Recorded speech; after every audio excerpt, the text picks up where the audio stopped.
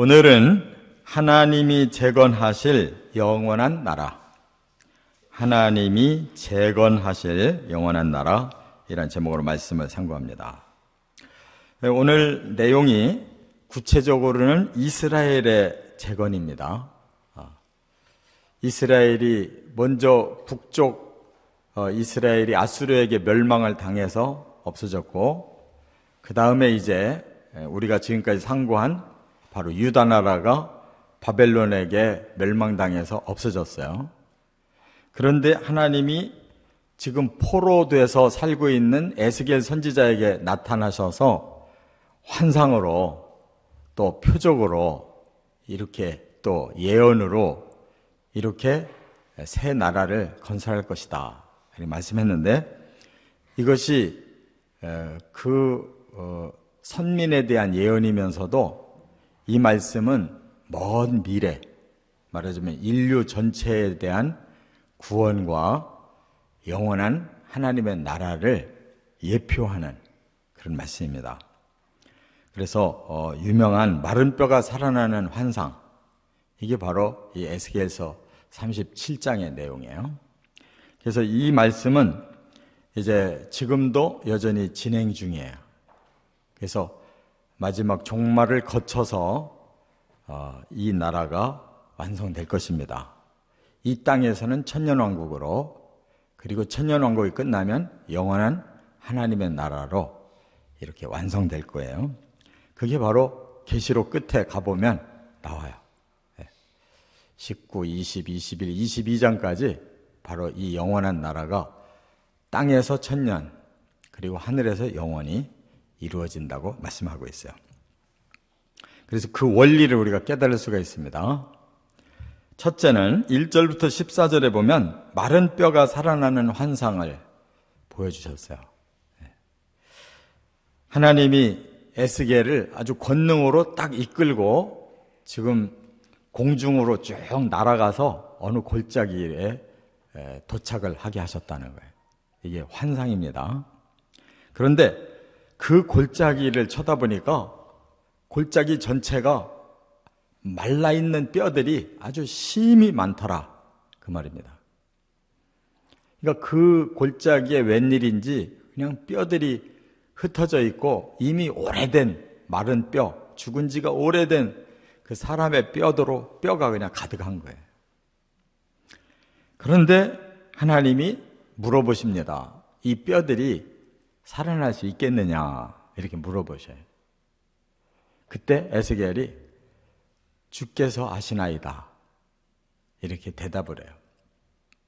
마치 베드로에게 예수님이 내 양을 먹이라, 네가 나를 사랑하느냐 그렇게 물어볼 때 처음에 사랑합니다 그러더니 나중에 주님이 아십니다 그러잖아요. 그와 똑같아요. 이 말은 뭐냐면 에스겔에게 물어봤을 때 에스겔의 입장에서 본다면 그거 가능하다고 하겠어요? 사람이 어떻게 말라서 죽어있는 그 심한 뼈들이 살아나게 할 수 있겠어요? 저는 못합니다. 이건 전제가 되는 거예요. 그러나 하나님은 가능하십니다. 하나님이 원하신다면 가능합니다. 그런 뜻이에요. 이건 전적으로 믿음을 하나님이 보고 싶어 하시는 거예요. 내가 이 뼈들을 살릴 수 있다는 것 네가 믿느냐, 그 말이에요. 그러니까 주께서는 하실 수 있다는 거예요. 주께서 아십니다. 주님이 그걸 계획하시고 주님이 그걸 원하신다면 그 일은 이루어질 것입니다. 바로 이 믿음으로 그 나라가 이루어져 가는 것을 깨달으시 바랍니다. 하나님이 계획하시고 하나님이 진행하실 거예요. 그거를 지금 보여주면서 너에게 내가 묻겠다. 너는 믿느냐? 나의 이 계획과 나의 이 능력을 너는 믿느냐? 우리는 다만 하나님은 그렇게 계획하셨고 그렇게 하신다면 가능합니다라고 믿음으로 받아들이는 거예요. 그 하나님의 계획을 우리가 받아들일 뿐이에요. 다른 게 없어요. 그 다음에 하나님이 뭐라고 하셨어요? 그러면 대언하라. 대언이라는 말이 뭐예요? 하나님이 하신 말씀을 그대로 전해줘라, 그거예요. 그래서 에스겔이 대언했어요. 뭐라고? 이제 생기가 들어가서 힘줄을 두고 살을 입히고 가죽으로 덮고 그리고 살아나도록 하라, 이렇게 대언을 한 거예요. 그랬더니 정말 그 대언을 하자마자 그 산속에 있던 수없이 많은 뼈들에게서 이제 놀라운 역사가 일어나는데 뭔 소리가 들렸대요. 움직이기 시작했대요. 그러더니 뼈들이 연결되더라는 거예요. 그렇지 않겠어요? 머리와 목뼈와 이 등뼈, 이 가슴, 이 팔, 다리, 뼈들이 다 움직이고 그 소리가 나더니 그게 연결되더라는 거예요. 그 자연스러운 그 과정이죠. 그 다음에 몸에 생겨야 되는 게 뭐냐면 힘줄이 생겨야 되는 거예요. 여기 지금 순서가 그대로예요. 해부학을 하면 이렇게 되는 겁니다. 그 다음에 살을 거기에 붙여주시는 거예요. 그 다음에 겉에 가죽이 붙는 거예요. 그러나 아직은 생기가 없어서 그냥 꼼짝도 안 하는 시체예요.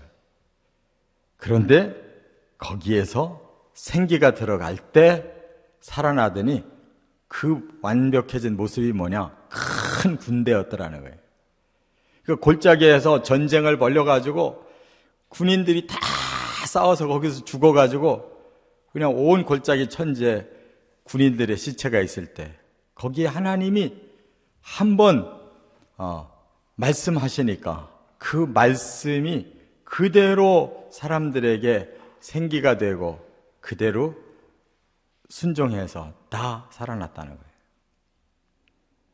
이것이 하나님의 계획이고 능력임을 믿으시 바랍니다.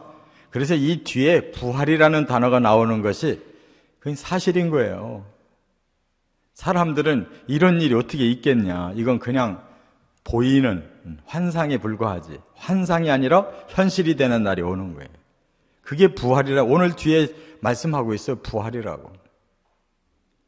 부활은 그렇게 이루어지는 것입니다. 우리가 죽어서 백골까지 없어져도 아무 상관없어요. 바닷속에 빠져서 시체를 못 찾아도 아무 상관없어요.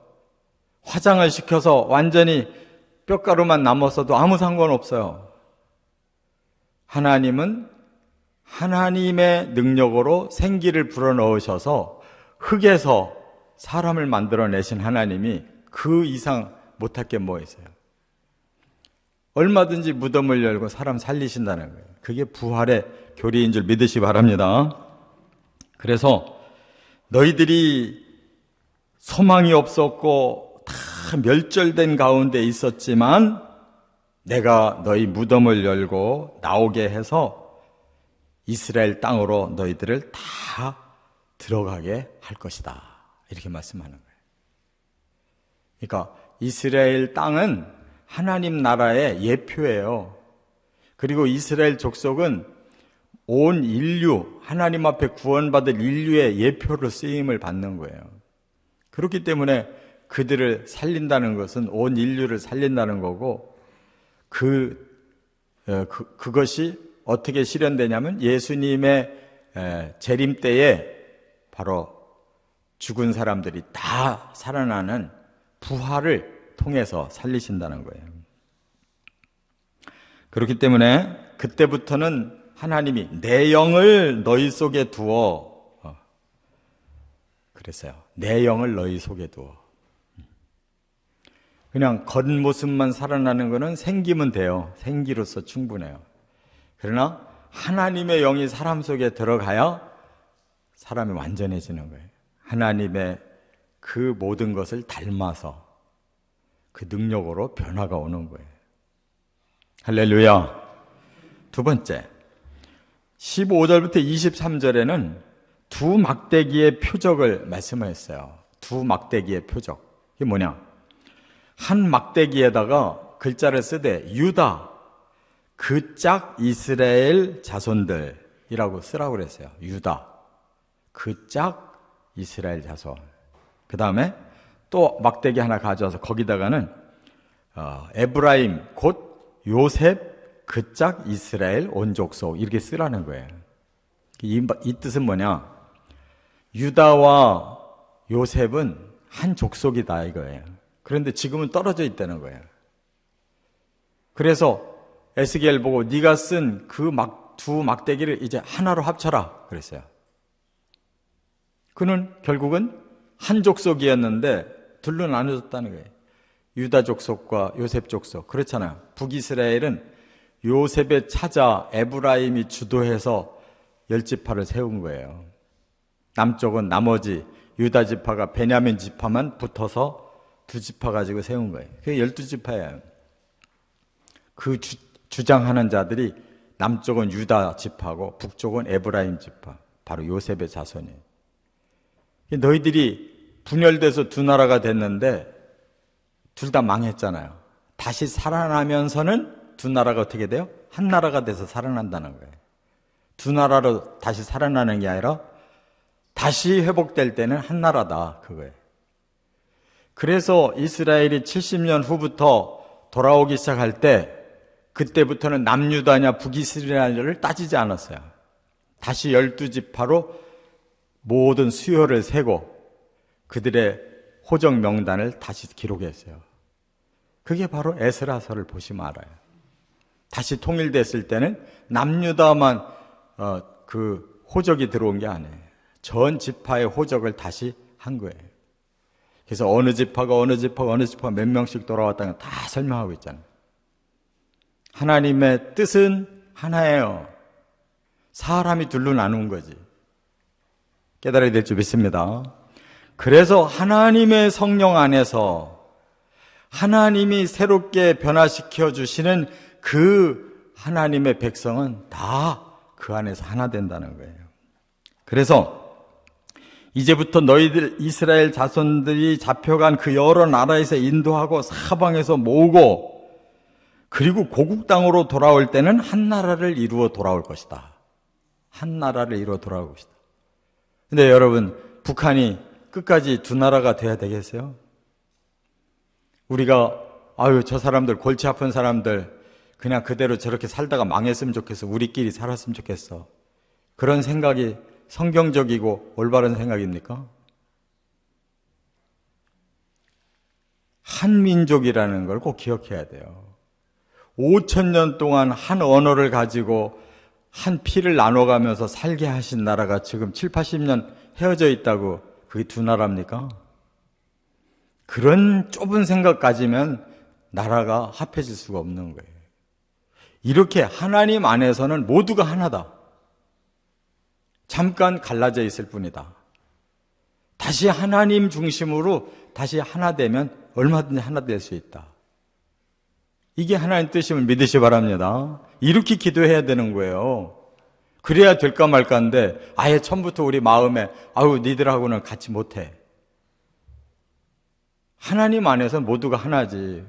우리 마음대로 가르고 우리 마음대로 끝장내면 안 되는 거잖아요. 그래서 하나님이 이제 다 불러서 더 이상은 우상으로, 더 이상은 가증한 물건으로, 더 이상은 죄악으로 더러워지지 않도록 싹 정결케 하고, 그리고 하나님 백성으로 하나님은 그들의 하나님이 되어주신다. 이게 통일된 나라예요.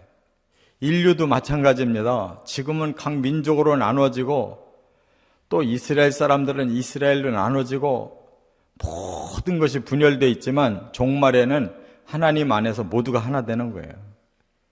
거기에 인종이 필요 없고 민족이 필요 없고 나라가 필요 없고 혈통이 필요가 없어요. 다 하나님 안에서 한 나라 한 백성이 되는 거예요. 근데 우리는 이 땅에서 너무 많이 갈라지잖아요. 자꾸 마음을 좁혀가지고 나 중심, 나 아니면 다른 사람은 인정이 안 되는 거. 그러면 안 되는 거예요. 끝으로 세 번째, 그럼 이거 어떻게 완벽하게 통일되느냐? 하나가 더 있어요. 24절부터 28절. 하나님의 종 다윗이 다스리는 나라. 하나님이 세우신 메시아, 여기 한 목자라고 그랬는데 그를 내가 보내서 그 나라를 다스리게 하겠다. 그러면 그때부터는 규례를 준수하고 율례를 지켜 행할 것이다.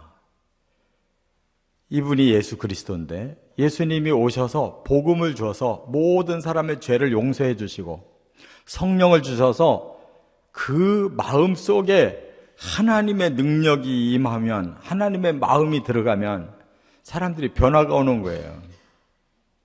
그 복음과 성령으로 그 사람들을 변화시키면 저절로 말씀을 순종하게 된다는 거예요. 우리가 주인이 돼서 우리 의지로, 우리 능력으로 살려고 하면 죄를 이기지 못하기 때문에 여전히 죄를 짓고 여전히 더러운 짓 하는데, 복음이 들어와서 우리의 죄를 사하시고 복음의 진리를 우리가 열심히 사모하고 성령이 들어오셔서 그걸 행해 주시면 사람이 변한다는 거예요.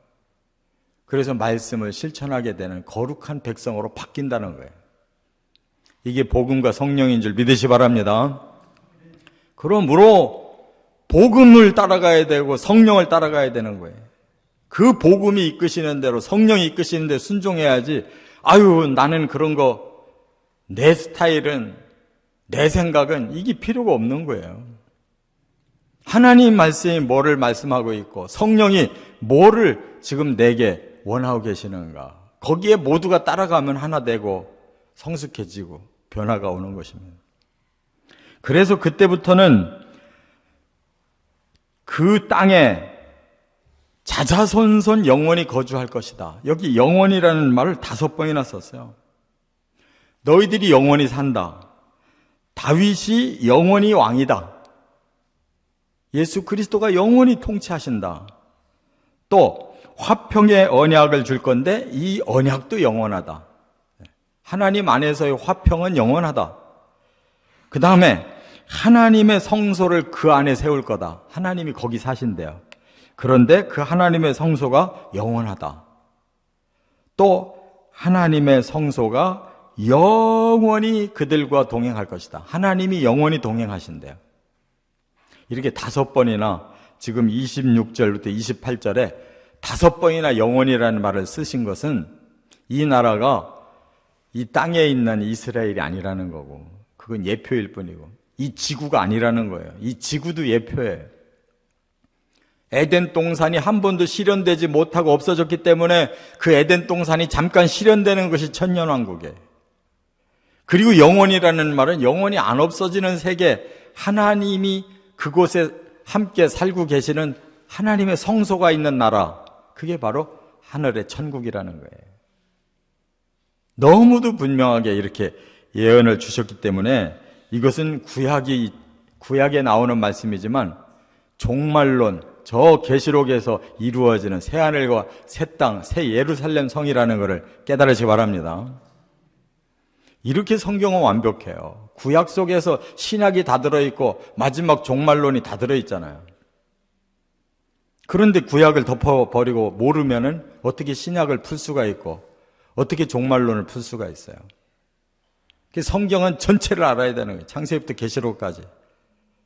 바로 그것을 예수 그리스도가 풀어주셔서 우리에게 복음서를 주셨고, 그 복음서를 다시 계시를 받은 바울이 풀어서 서신서를 썼잖아요.